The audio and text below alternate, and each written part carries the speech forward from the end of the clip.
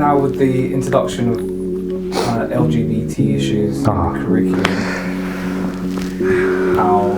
how is that going to work? Well, obviously the government have stated that they've adapted the curriculum to include the teaching of this. Now, it has already come with a lot of criticism, a lot of disgruntlement from parents. There was a story in Birmingham where the school parents did not send their children to school, and obviously Birmingham is quite a predominantly Islamic area with a lot of the kids from the Urdu, Pakistani background, and they did not send the kids to school because the school were going to teach this.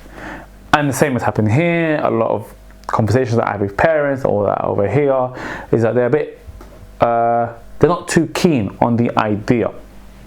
No matter what school, whether it's a Catholic school, a faith school, or voluntary aided school, or a community school, they're not okay with the idea. And you can understand, because most of the things that are said or most of the ideas that come are basically, will my child turn out like this? Are they telling my child it's okay? And for a lot of households, they grow up, whether they're Christian, Islamic, or just don't believe in any type of religion, they grow up with the idea that it's a man and a woman. Adam and Eve. Not Adam and Steve, as people say. It's a man and a woman. So the teaching of the LGBTQ and everything related to it does come as a direct conflict to their own beliefs. And as a Catholic, I'm always of the belief that it should be a man and a woman. And that's my belief.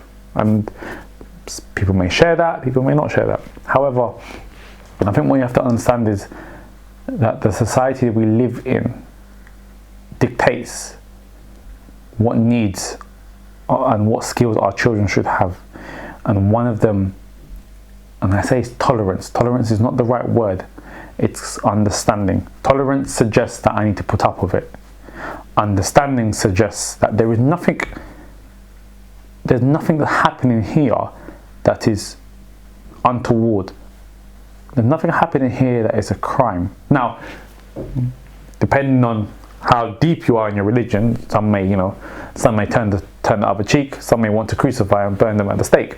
However, the society we live in dictates what we need to teach our children in order for humanity to grow as collectively and in a positive light. And what the government are trying to do is to teach kids that you may see two males holding hands, or you may see two males kissing, or you may see two females holding hands, or you may see two females kissing. That is okay. And what they're saying is that it's not okay for you to go and do it. They're not trying to influence it, but it's okay for you to see this and not feel as though you should treat that person or those couples as any different to you treat someone else who's of the same orientation as you. Because we all, at some point in life, will need the attention and help of someone who shares a different belief, who has a different orientation, who thinks differently about life than you do. But you do not criticize them or victimize them or put them down purely because of that. Great example, Islam do not believe that Jesus is the Messiah. Well, you do not go and turn around and tell every Muslim that you're wrong, and well, some people do naturally, and that's not acceptable. But you would not turn around to a Muslim and say, you're wrong, I'm going to shoot you less than an individual because you do not believe that Jesus is the Messiah, whereas I do. So if you're not doing that for religion, why should you do that for someone's orientation? They believe that, well, they are attracted to who they are attracted to. At the end of the day, they're human after all. There's nothing, for me, despite my religious beliefs, my understanding is that the kids need to know that this is the world that they live in. They cannot hide away from it. Their employers, their employees, the nurse, the doctor that might save them, their dentist, their football coach, their whatever, the person that might save their life could be of that orientation. But that doesn't mean that they're a bad person. They need to recognize and understand that people are different. And so long as they understand that people are different and they can accept that people are different, they don't have to believe and they don't have to interact in what they do. then the world will become a better place.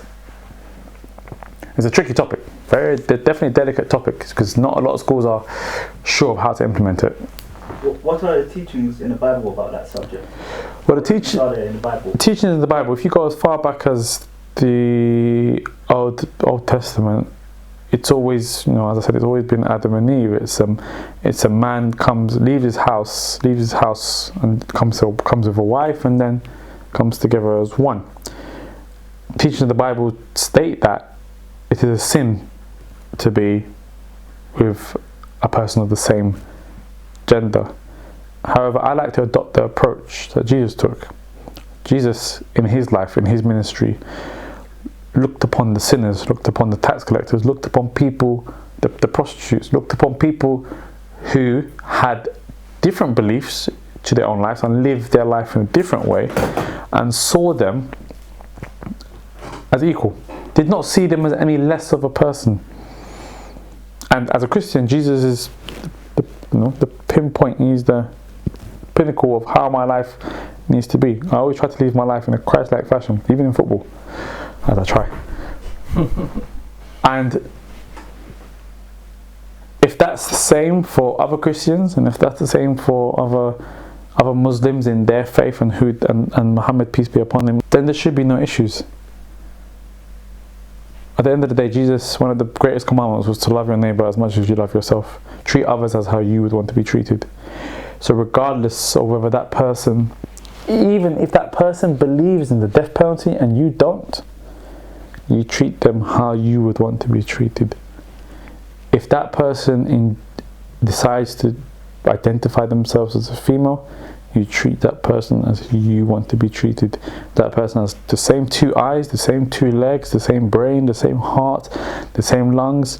They are a human body with a soul and a spirit. The differences between faith schools and state schools? Well, state schools are fully controlled and run by the local authority. So let's take Lambeth, from where I'm from. There are schools there that are state schools, fully funded and controlled by the authority. Every decision that is made is been taken from the local authority, so the Lambeth Council, for example. Faith schools are religious schools. We have Catholic schools, Church of England schools, we have Islamic schools. They are partially funded by the local authority and various charities, but they have more independence to how they would like to run their school. Now, the big difference in a faith school is, and it's not the proclaimed discipline. Everyone says that if you go to a faith school, the discipline is better than. It's not discipline, it depends on the structure of the education system in that school. It is the subjects taught.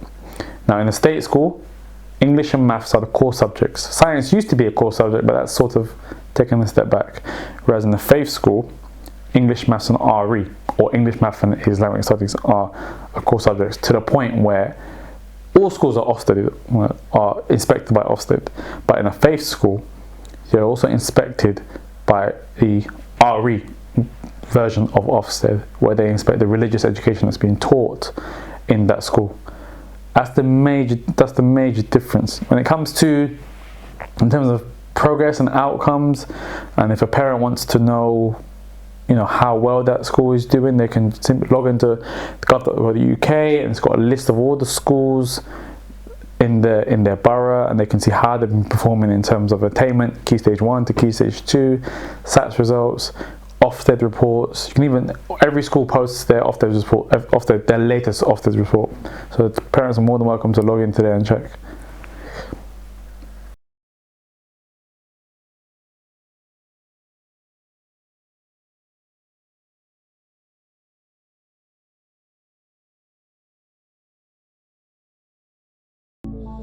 Yo, I don't need a coach. I don't need advice. All right, good talk, coach. Thanks.